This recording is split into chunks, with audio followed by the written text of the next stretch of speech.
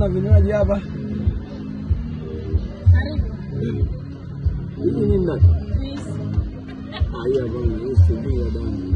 Hamna nani zingine? Hamna. Bwana, leo niko Tabata Maji Chumvi. Nimekuja hapa bwana, nikasema bwana huwa nateseka kuhusu kula.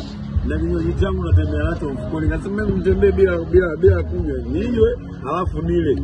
Leo naona mmekiona chakula chetu. Hawa watu bwana wapo Tabata Maji Chumvi. Hawa jamaa wanajiita Choma Heaven.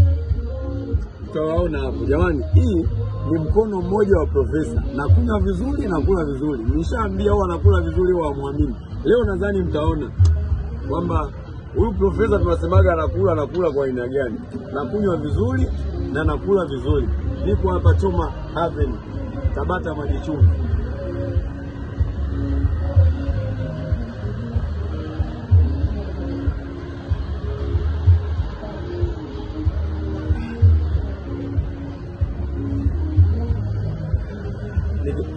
Nikiumwa sina hela hapa wala nyumbani, ila leo bwana nakunywa vizuri, nakula vizuri.